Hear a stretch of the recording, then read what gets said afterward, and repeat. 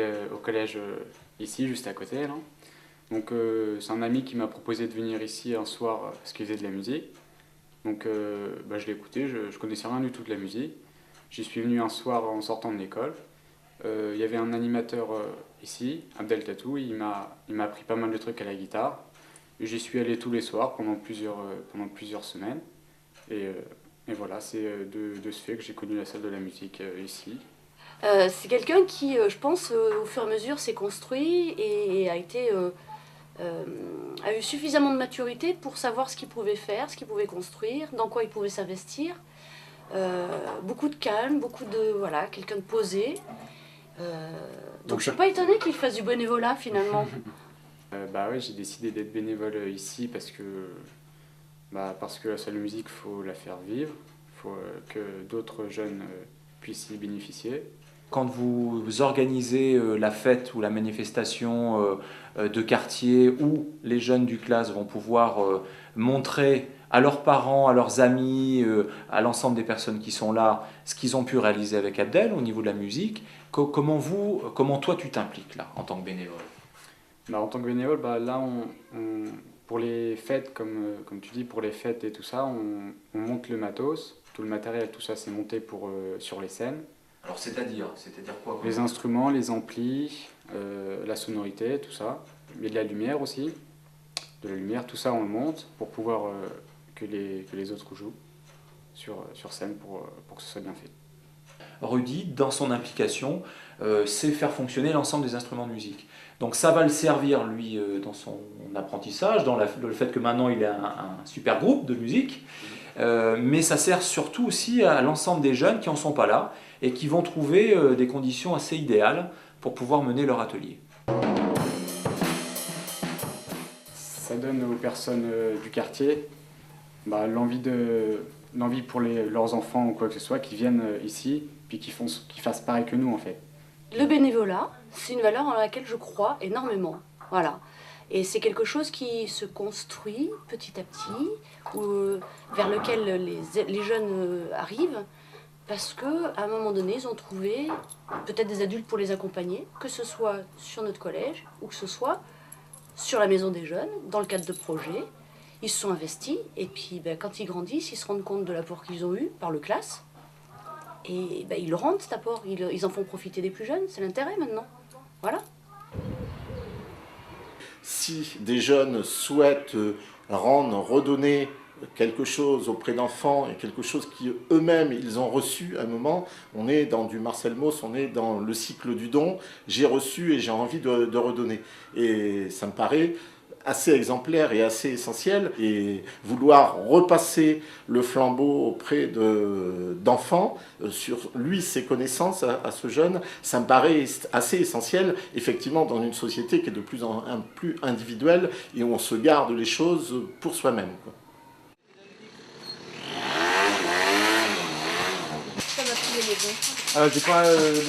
Je suis bénévole donc, pour la Maison des Jeunes depuis à peu près 3-4 mois. J'essaie de venir assez régulièrement. Voilà.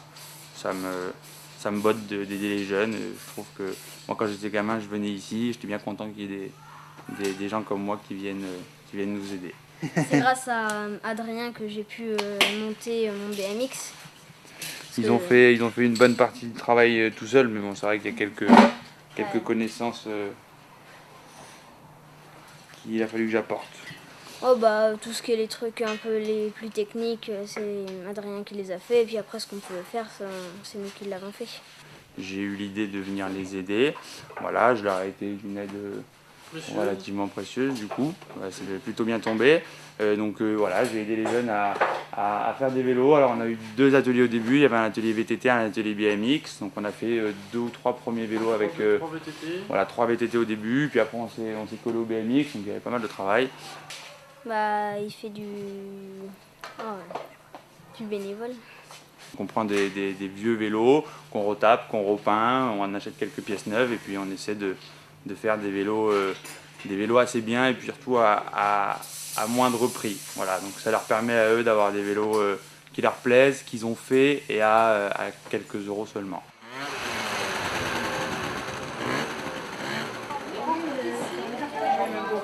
Ouais, place. Vous venez déjà tous dans la classe. Vous 108 dans la première. Dans le cadre d'Atelec, le travail, si vous voulez, qui est effectué apporte une très grande plus-value aux élèves qui sont inscrits. Je constate d'abord qu'il y a beaucoup d'assiduité. Ensuite, à partir du moment où ils sont dans ces activités, on sent quand même qu'il y a une nette amélioration dans le rapport aux apprentissages, surtout en 6e et en 5e. Je suis bénévole depuis plusieurs années déjà. Et je m'occupe des enfants qui ont des petits problèmes en mathématiques, en français, suivi des devoirs et puis essayer de les aider à remonter un petit peu la pente. D'abord, tu vas commencer par te tenir droite. Allez. Alors, se tenir droit, c'est pas me bouter les épaules. Je leur propose déjà de faire abstraction du fait qu'ils ont passé la journée au collège et je crois qu'ils sont saturés des salles de classe, des bancs, des tables. Et puis après, je les remets petit à petit à revenir au travail, mais par le jeu. Oui, ça s'est bien passé. Je trouve qu'ils ont bien participé. Ils ont bien participé et puis on a vu qu'ils prenaient vraiment du plaisir là. Ils voulaient tous aller au tableau. Oui, mais même au départ, ils ont mis du temps à se calmer. Comme à chaque fois qu'ils arrivent de la récréation. Oui, parce qu'ils sont saturés du collège, quoi, c'est tout. Donc ils ont besoin d'oublier qu'ils sont dans le collège, de se retrouver avec leur propre corps et avec leur propre être, et donc mieux travailler après. En fait, il faut se concentrer, mais c'est pas pareil qu'en cours. En cours, il faut se concentrer, écrire et tout, alors que là, il faut juste mimer, se concentrer, voilà. C'est vraiment le cadeau du lundi. C'est vrai. Mais j'aime bien aussi travailler quand même tout ce qui est sur faire appel à leur imagination. Ils ont plein de devoirs dans la vie. Le devoir. L'imagination, elle fait appel à la liberté. Dans ces moments-là, on fait de l'imagination parce qu'on doit créer des choses. Et qu'en cours, on doit juste recopier et calculer. Faire des exercices. On s'est aperçu que les élèves avaient vraiment besoin de passer par une étape avant de se remettre au travail. Ils étaient là depuis le matin. On s'est aperçu que quand ils arrivaient de la récréation, ils étaient très énervés. Les mettre directement au travail, c'était compliqué.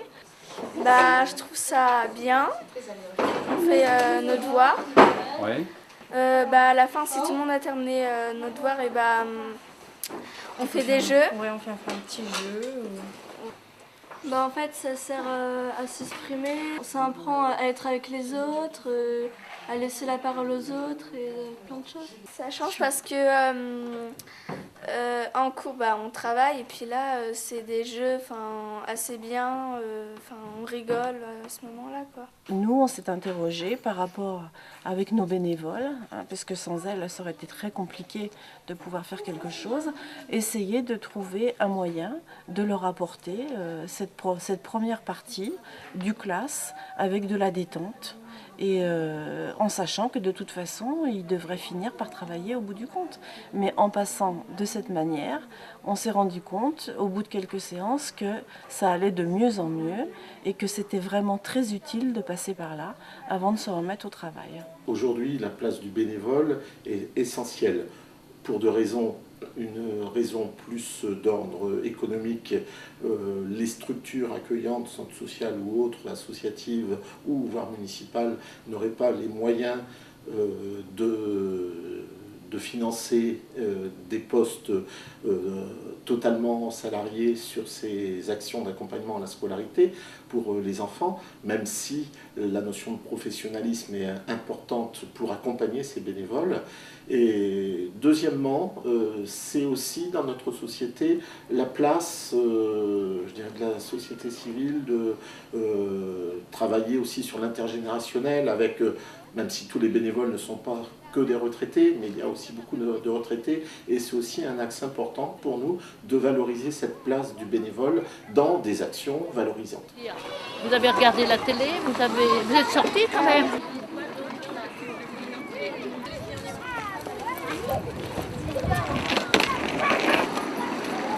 Je suis bénévole. Je suis venue aux classes et au centre social parce que j'ai exercé la profession de travailleuse familiale et j'ai vu les familles à domicile. J'ai vu les difficultés scolaires des enfants avec les parents et quand j'ai été à la retraite, j'ai choisi d'aller dans un centre social pour l'aide aux devoirs. Nous allons chercher les enfants à l'école, nous revenons ici, après un temps de goûter, nous nous mettons par petits groupes pour les devoirs, en regardant ce que chacun a à faire. Je suis trop forte. Le futur aussi, t'avais mis ça? Je crois qu'elle est bénévole dans la classe. Ouais, elle est bénévole. Ouais. Ça veut dire pourquoi bénévole? Bah, bénévole, ça veut dire qu'elle travaille sans argent, sans qu'on lui donne d'argent en rechange. Geneviève est venue pour se proposer de faire de l'aide aux devoirs, donc il a fallu que je lui explique ce qu'étaient les classes, parce qu'on ne fait pas d'aide aux devoirs sur le centre social, mais on fait partie d'un dispositif classe qui est contrat local d'accompagnement à la scolarité. Et donc en fait, c'est optionnel que de faire les devoirs. Mais ici, il y a eu une réelle demande des parents des enfants qui sont inscrits, donc on fait quand même une petite demi-heure d'aide aux devoirs, comme on peut dire. Alors pour moi, c'est un réel bénéfice que Geneviève et Brigitte, elles participent aux classes primaires du centre social, parce qu'en fait, on est complémentaires. Brigitte et Geneviève, elles aident sur le classe. Donc elles ne sont pas vraiment là pour les activités. Alors que Céline, elle est là sur le classe, les activités et le goûter, elle est surtout. Le classe, c'est plutôt détourner les apprentissages scolaires par d'autres activités de loisirs ludiques. Tout comme par exemple avec un jeu de petits chevaux, on peut apprendre à compter en additionnant les dés. Et quand je suis venue aux classes, je me souviens d'une journée de formation où le but c'était de rencontrer justement d'autres bénévoles d'autres centres sociaux et puis d'échanger un petit peu les diverses compétences et tout. Puis une personne aussi nous a bien expliqué la démarche, la philosophie du classe, la charte, enfin tous les éléments de base. Au début, moi, quand je suis arrivée ici, je savais même pas que Brigitte, elle était bénévole. D'accord. Les enfants ont conscience de la différence entre un bénévole et un salarié. Ici, sur le centre social Loin des Îles, parce que moi je suis sur le classe depuis l'origine, les enfants m'ont en référence. D'accord. Après, les bénévoles, ils apprécient d'être avec eux parce que le contact n'est pas le même. On a une autre écoute avec les enfants, des petits moments où on peut vraiment... Bon, ils discutent un peu, ils parlent un peu d'eux-mêmes et tout, et ça, je trouve que c'est très, très intéressant. Et puis c'est primordial, quoi, parce qu'on leur fait voir un petit peu, des fois, l'école un petit peu autrement, pour essayer de les motiver. Donc on n'a pas cette relation enseignant ou parent, donc du coup, on peut faire passer des petites choses, je pense, qui après peuvent leur être utiles et les aider. Le bénévole doit absolument être accompagné pour donner un cadre, mais le cadre va être différent. L'enfant a besoin d'un cadre, l'enfant a besoin de repères, ça tout le monde le dit, j'ouvre une porte ouverte, mais ce qui est important, l'animateur, le professionnel va peut-être travailler essentiellement sur le cadre, le fait que le bénévole soit à côté, il va peut-être lâcher un petit peu, tout en ayant conscience qu'il faut du cadre, qu'il ne peut pas aller à l'inverse de ce que le professionnel, dans la démarche pédagogique, dans le projet pédagogique et éducatif de la structure, a envie de faire passer. Mais on est bien sur cette complémentarité, un petit peu, je pense, grands-parents et puis parents, où il y a des apprentissages et une prise en compte différente. Là, on est un peu dans ce même schéma. Il y a Brigitte et Geneviève, j'aime bien, surtout Geneviève, parce qu'en fait, on fait souvent les devoirs ensemble, et je l'aime bien. Geneviève, elle est rebaptisée Genevieille. Genevieille, voilà, parce que c'est notre petite mamie du classe. C'est vrai que de les écouter et de parler d'autres choses, parler des fois d'autres choses. Il y en a un, l'autre jour il m'a parlé de l'Égypte. Je parle souvent avec elle Par exemple, tout à l'heure, pour l'aller, là, quand on a fait de l'école là, ici, on a bien parlé avec Geneviève. Bah ouais, là je lui ai parlé du week-end que j'avais fait avec mon papa. Et puis alors aussi de leur famille, des fois. Il y en a un qui a dit ah ben ça y est, papa a trouvé du travail pas trop loin. Il sera là plus souvent. Bon. Il y a une maman que je vois assez souvent. Bon, c'est vrai quand elle arrive, on discute un petit peu. Elle pose des questions sur ce qu'a fait son fils, comment il est, comment il se sent et tout. Et oui, il y a un échange avec... bon, je vous dis avec cette maman surtout. Elles sont essentielles de toute façon sur le classe. Elles sont indispensables.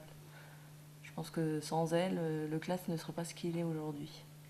C'est vous le papa de Yanis. Yanis, très bien, voilà. Un peu en ce moment, parce qu'il a acquis des connaissances, alors il croit que c'est fini. Voilà, c'est quoi que c'est facile. Ici, nous avons des relations surtout avec les permanents du centre social. Voilà. Les relations sont très bonnes et les permanents considèrent que nous leur apportons de l'aide. Ils demandent de dire qui rentre au centre.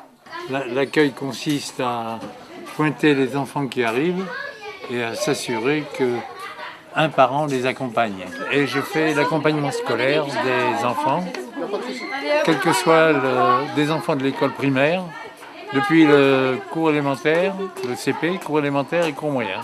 Bon, vous savez, il faut être un peu altruiste dans la vie. Déjà, j'avais un tempérament d'altruiste. J'aime bien les enfants. Et puis, j'ai toujours pensé que la société donnait une masse de connaissances à beaucoup de gens et qu'il était normal de restituer ça à la société. Restituer à la société ce que nous avions reçu. Il y a beaucoup de savoir qui se perd comme ça, à des étudiants de haut niveau qui, une fois qu'ils ont cessé leur activité professionnelle, s'arrêtent et ne font rien. Mais bon, en général, les bénévoles sont des gens d'un certain âge, qui ont eu des enfants, qui connaissent un peu la vie quand même. Et par conséquent, on essaie de bien comprendre les enfants pour leur apporter le maximum de choses. Jacques, il fait des devoirs avec nous pour qu'on travaille bien. D'accord. Comment il vous aide alors? Avec les majuscules et puis les points et puis quand on écrit. Il nous aide pour des devoirs, pour apprendre mieux, pour avoir des bonnes notes à l'école. Il nous aide pour avoir tout par cœur pour l'école. Et on a besoin de savoir, sinon on risque de ne pas passer. La relation avec les parents se passe d'une part au moment de l'accueil, où on peut parler avec le papa, la maman, et puis périodiquement, les permanents ici organisent des réunions parents bénévoles permanents, réunions au cours desquelles chacun exprime ce qu'il ressent. Et l'essentiel, c'est que ce soit les parents qui soient satisfaits. Voilà.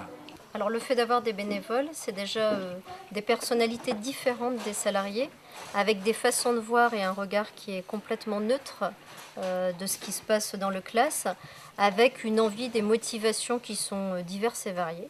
Et donc c'est du temps en plus, des personnes en plus, et donc du coup une disponibilité supplémentaire pour les enfants et les familles, et du temps supplémentaire.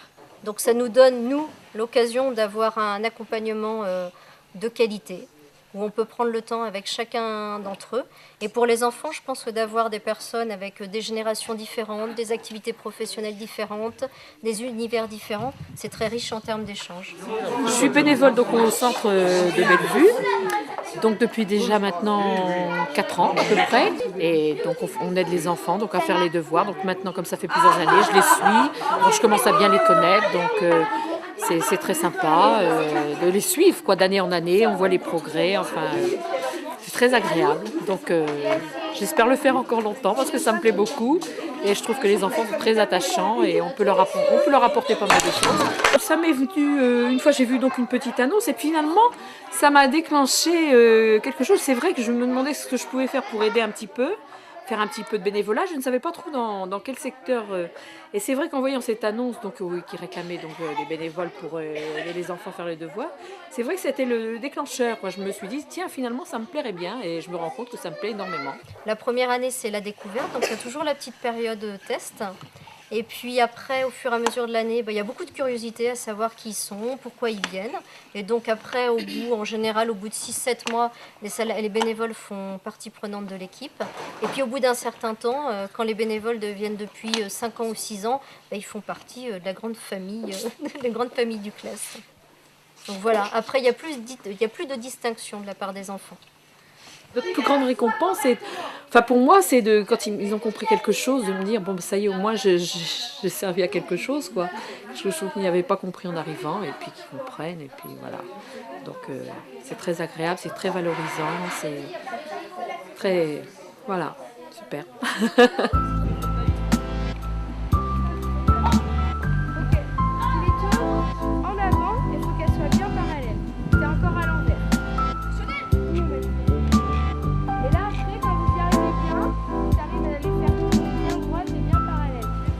Je viens ici pour aider à faire les devoirs en fait, pour apporter un soutien à ce niveau-là. Et en fait les bolas, c'est parce que... Oui, c'était avant que je fasse de l'animation. J'ai eu l'idée d'emmener les bolas que je voulais leur montrer en fait. Et du coup ils sont accrochés quoi. Ça leur a plu et puis souvent s'il y a des après-midi où il fait beau et qu'on en fait et après ils vont me redemander les bolas et tout, tu les as emmenés et tout. Donc en plus ça fait plaisir parce qu'après ils seront demandeurs quoi. Ouais, ça les défoule un peu mais en même temps ça les canalise parce que du coup ils se concentrent sur quelque chose parce qu'ils sont quand même en train d'apprendre. Les bolas c'est pas quand même si simple que ça et ouais, il y a une attention qui est là, qu'il n'y a pas par exemple avec les devoirs, parce que les devoirs c'est gonflant quoi. Donc je sais pas, ils sont plus concentrés je trouve. Et là c'est la bolasse, il faut la faire tourner en face de toi, parallèle à toi. Comme ça quoi. Voilà, c'est quand même nécessaire d'être encadré par des professionnels. Les bénévoles en soi, je pense pas qu'ils aient besoin vraiment d'une formation, après c'est toujours un plus, c'est toujours une expérience supplémentaire et c'est toujours...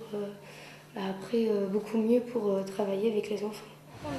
Écarte tes doigts, et là tu les passes comme ça. Voilà, nickel. Très bien. Donc là, c'est un devoir de mathématiques qui a été fait en classe et que les enfants doivent corriger. Enfin, on doit les aider à retrouver le résultat correct en fonction des fractions ou alors les aider sur la géométrie. Essayer disons que l'enfant prenne un petit peu plus de confiance en lui par rapport par exemple aux tables de multiplication où elle me disait tout à l'heure oui mais j'hésite, j'ai peur de me tromper donc on essaie de consolider ces connaissances-là. Conclusion, ça va être que c'est un parallélogramme puisque c'est ce qu'il faut prouver, c'est ça? Moi je l'ai fait simplement depuis cette année auprès des élèves, enfin des enfants de 6e et 5e où je me suis dit bon peut-être essayer de faire de mon mieux pour les aider dans leurs devoirs, corriger les devoirs.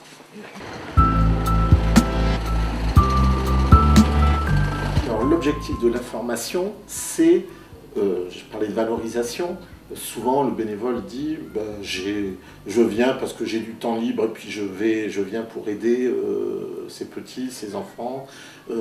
C'est beaucoup plus complexe que ça. D'une part parce qu'on est sur de la pédagogie, on est sur de l'humain, donc on ne vient pas simplement pour être à côté, accompagner, éventuellement faire des bêtises, entre guillemets, mais ça c'est un aspect qui pourrait être négatif, mais en même temps, ces bénévoles apportent énormément et c'est aussi renvoyer ce miroir de la valorisation. Quand on fait une activité, par exemple, c'est un exemple qu'on soulevait hier, j'apprends à un enfant à enfiler un bout de fil dans une aiguille. Eh bien, rien que ça apprend à l'enfant une certaine pratique, ça apprend une certaine confiance en soi. C'est tout un apprentissage fondamental qui va beaucoup plus loin que l'activité elle-même, que le simple apprentissage. C'est toute une manière pour l'enfant de se positionner, de se rassurer, de prendre confiance, d'avoir des apprentissages multiples, de vivre en groupe, voilà. Et c'est ce qu'on est en train de travailler avec la méthode post-it actuelle, quoi. Voilà. Et on espère que ces bénévoles-là, auprès des équipes qui les accompagnent, de professionnels, seront valorisés, mais en même temps prennent conscience que ce n'est pas simplement de l'activité, qu'à partir d'une activité, et c'est le sujet aujourd'hui, en quoi une activité est-elle éducative? Qu'est-ce que ça provoque chez l'enfant, chez le jeune et dans son environnement? C'est ça l'intérêt de ce travail-là. Oui, mais c'est lui qui m'a dit, alors moi je l'écoute. Clarifie et présenter clairement. Donc finalement, c'est partir de l'expérience des bénévoles pour les faire réfléchir sur leur action éducative en fait. L'idée, c'est de partir de l'expérience parce qu'on sait que de toute façon, ils ont tout un tas de savoirs et le but, c'est d'arriver à ce que ça devienne finalement, que leur action devienne peut-être plus explicite et plus consciente encore, et peut-être plus complète du fait du partage avec les autres. C'est-à-dire que les apports des uns des autres, finalement, le but c'est que ça amène à une vision élargie de leur action, et ça me fait penser à une comparaison que j'ai évoquée tout à l'heure en aparté, je regrette de ne pas l'avoir fait avec tout le monde, c'est de dire, si par exemple nous sommes deux, que nous avons 2 pommes et que nous échangeons notre pomme, nous repartons chacun avec une pomme. Si nous sommes 2, que nous avons chacun une idée et que nous échangeons nos idées, nous partons chacun avec 2 idées. Le but c'est un petit peu ça, c'est que chacun vienne avec ici ses idées, ses conceptions, et avec les apports des autres, que chacun reparte avec le tout. Je propose de lire et qu'on prenne connaissance de tout ça. Peut-être que le bénévolat est quelquefois utilisé comme un palliatif, c'est pas l'idée que je m'en fais et que je voudrais qu'il soit développé. Pour moi, le bénévolat, c'est un engagement. Ça me fait penser à la notion d'éducation populaire, c'est-à-dire que, et ça me paraît être extrêmement important aujourd'hui, c'est-à-dire que les bénévoles, au fond, d'une part, ils soient un acteur éducatif au service du développement de la démocratie et de la citoyenneté d'une part, et en même temps, au travers de leur action, ils sont eux-mêmes aussi en train de grandir et se sentir acteurs de cette évolution choisie, consciente. Sur le quartier de la Palisse, on fait une classe destinée aux collégiens. Les mardis et jeudis soirs de 16h30 à 18h30, et puis on a la chance d'avoir un bénévole qui s'appelle Cyril, qui est également étudiant, qui travaille également pour la FEV et qui vient nous donner un coup de main les 2 soirs de la semaine. Voilà, il est très compétent, il a une très bonne approche pédagogique et ludique avec les jeunes. Ça, c'est dans le cadre du classe, c'est entre 16h et puis 18h. Donc le but du jeu, c'est d'aider les gamins avec leur scolarité. Ouais. Alors il y en a qui sont autonomes, donc il n'y a pas beaucoup de soucis, c'est juste pour les épauler, puis d'autres où ils ont besoin d'un peu plus de soutien. Cyril, je vois 2 fois par semaine, le mardi, le jeudi, comme il vous a dit. Après, ils viennent nous aider pour les maths, les français, enfin toutes les matières. Et puis c'est pour nous aider, pour remonter nos moyennes, enfin des choses comme ça, quoi. C'est une grande différence parce qu'on fait des activités avec le local jeune, les responsables, mais après la personne qui fait le bénévole, c'est pas du tout pareil, quoi. Ouais, alors c'est quoi la différence? C'est plus... Là c'est les devoirs avec le bénévole, et après avec le responsable c'est plus les activités, quoi.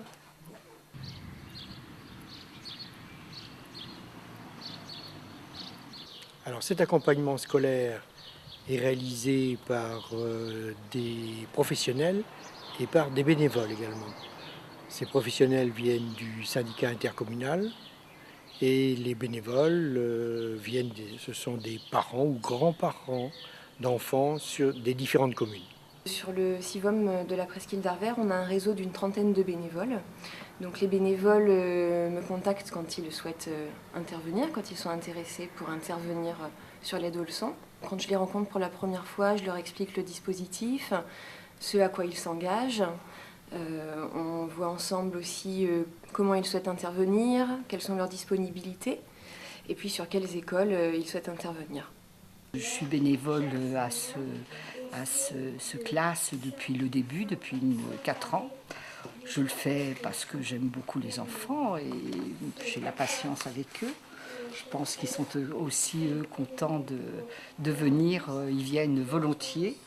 Hein, ils sont contents de venir faire leurs devoirs. Bon, bah, c'est le but qu'on recherche, hein, que le bénévolat dans l'aide aux devoirs est uniquement d'accompagner ce que les institutrices ont donné comme devoir et leur faire leurs devoirs, leur faire apprendre leur table de multiplication, leurs règles de conjugaison. La dictée aussi. Les mots de dictée à apprendre pour la dictée. En ce qui concerne les bénévoles, ils ont plutôt tendance à être en quelque sorte des répétiteurs ou des parents bis qui aident les enfants à préparer, à étudier leurs leçons, à préparer les exercices, à faire attention qu'ils n'aient pas oublié un livre, un cahier. On commence le 7. On fait comme ça. Hein, on fait que le 7 si le 8 n'est pas là. Allez, pose ton cahier. Donc je rencontre les enseignants en début d'année pour cibler les enfants, pour voir quels enfants peuvent bénéficier de l'accompagnement scolaire.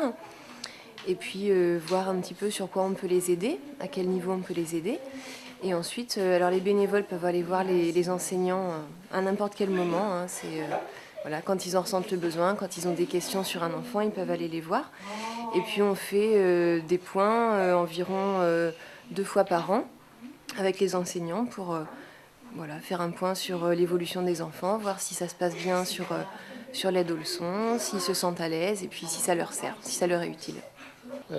C'est une réelle volonté de pouvoir aider les enfants qui sont en difficulté dans les classes, mais qui sont en difficulté en plus le soir lorsqu'ils sont seuls chez eux.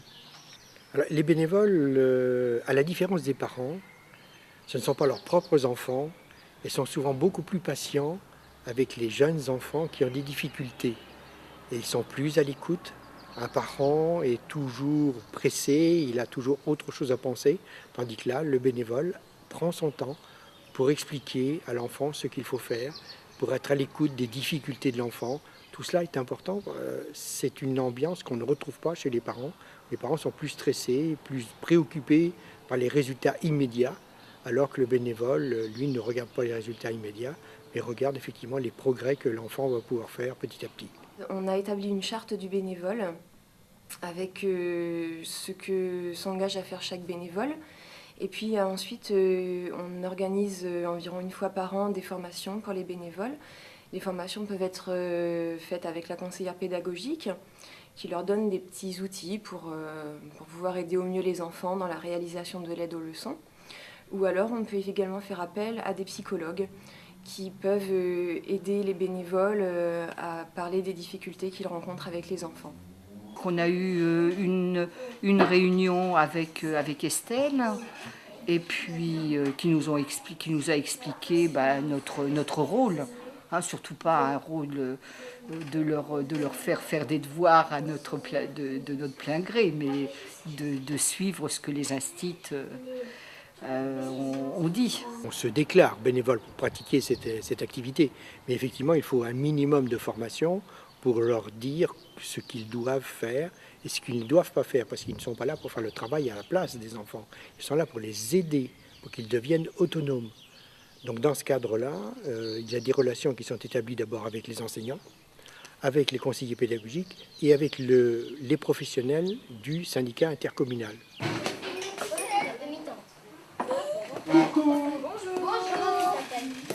Des bénévoles. C'est eux qui nous aident à faire les devoirs.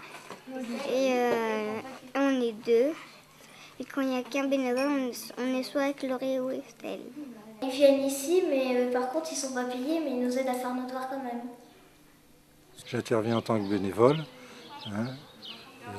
pour faciliter, pour que ça aide d'abord les enfants. Et puis également les parents qui souvent ils travaillent et ils n'ont pas toujours le temps de s'occuper des devoirs de leurs gamins. Avec moi, c'est pas évident de faire les devoirs, il veut pas trop. Donc là, c'est pas pareil, c'est pas le même cadre, donc ils sont plus cadrés. Alors, les capucines sont souvent semées dans les potagers. D'accord. Peut-être que j'aurais été content à l'époque d'avoir connu l'aide aux devoirs moi-même. Oui, je suis content de pouvoir rendre service aux gamins et peut-être aux parents. Bon, tu viens me montrer où est la France? Il manque juste quelques petites couleurs et puis c'est beau. Oui, c'est super. Je suis bénévole pour l'aide aux devoirs parce que j'ai un petit peu de temps à donner et puis il y a quelques années, moi, quand j'étais élève, on m'a aidé de cette façon-là et donc je me suis dit que c'était c'était juste de rendre un petit peu ce qu'on m'avait appris. Donc, et en fait, je reçois autant que je donne, hein, parce que les enfants sont assez formidables. Bon, même si c'est des enfants qui ont quelques difficultés, on ne peut pas dire que ce soit des enfants qui soient en difficulté, mais c'est des enfants qui ont besoin d'être aidés. Et puis ils le demandent, ils nous le rendent bien, donc c'est un grand plaisir de les aider. Ce dont on se rend compte, c'est qu'effectivement que les enfants, au bout de 3 mois, 6 mois, 1 an, parfois plus, ont fait de réels progrès dans l'autonomie, la responsabilité et la prise en charge de leur travail eux-mêmes. C'est très bien, c'est vrai que ça aide beaucoup 2 fois par semaine, c'est vrai que ça aide pas mal pour les devoirs parce que comme il a des difficultés, donc... Les parents concernés sont heureux que leurs enfants puissent y participer et on a de nombreuses demandes de parents pour que leurs enfants viennent et ils souhaiteraient même que ces ateliers que nous mettons en place soient étendus sur le collège. Oui, avec Gladys. Oui, ça s'est bien passé. Ça s'est bien passé, sauf que premier devoir, elle a oublié dans la classe, deuxième devoir, elle a oublié dans la classe. Ah ben ça commence bien. Alors, si tu aurais été à la maison, qu'est-ce que tu aurais fait?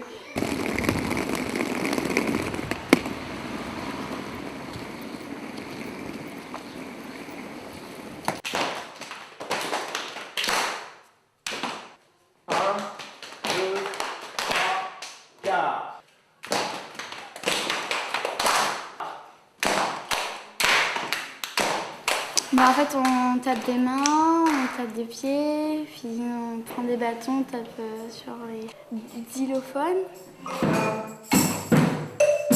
Luc, intervenant extérieur, Luc qui est prof de percu. Donc tous les jeudis, il y a percussion pour les primaires, donc entre 7 et 11 ans. Aussi, il y a les bénévoles qui viennent aussi le lundi et le jeudi pour les collèges lycéens, et d'autres qui viennent pour les primaires le mardi et le vendredi. Ça va? Vas-y, il y a des bénévoles qui sont arrivés. Monica! Comment ça va? Bien. Ça va? Bonjour. Bonjour. J'ai 3,5. On pourrait demander. 3,5 sur 20. Et tu auras quand les autres résultats des... Nous avons Patrick là qui va apparemment avec un élève faire des maths. Nous avons un peu plus loin Daniel qui fait du français et de l'espagnol. Et dans le fond là-bas, nous avons Jacques qui lui fait de l'anglais. Donc, je crois qu'il y a beaucoup d'enfants qui ont quand même des difficultés. Et ce qui est intéressant, c'est malheureusement de reprendre les exercices qu'ils ont faits pour que ça puisse entrer. Et on le constate très bien, c'est que les enfants reviennent avec beaucoup d'intérêt et sont contents parce qu'ils voient une évolution.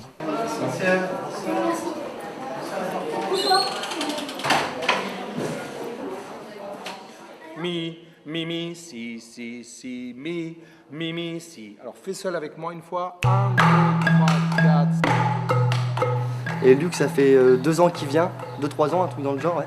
2-3 ans qu'il vient justement apprendre aux enfants la percussion et après il fait des petits spectacles pour la fête de Noël au centre et pour la fête du quartier aussi organisée par le centre. Donc il y a 2 spectacles dans l'année, comme ça valorise l'enfant et voilà, ça le met en confiance et après pourquoi par la suite faire notre instrument ou l'initier justement à la percussion pour justement qu'il puisse découvrir d'autres choses. Quand on fait la percussion, c'est bien, c'est relaxant. Quand on tape avec les mains.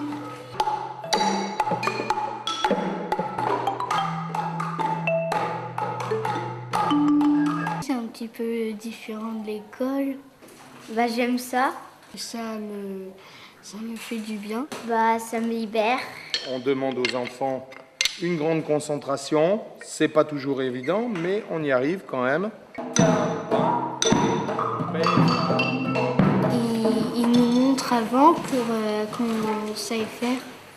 Ça leur apporte une écoute des autres, une attention, travail de l'attention et de l'écoute, Et puis, ça leur apprend aussi à ne pas être dans le mental, mais être seulement dans le geste et surtout la pulsation qui est donnée par les pieds. Parce qu'en fait, la méthode que j'applique utilise les pieds et les onomatopées chantées. Kiting, kiting, kiting, koto. Alors, koto, c'est ici.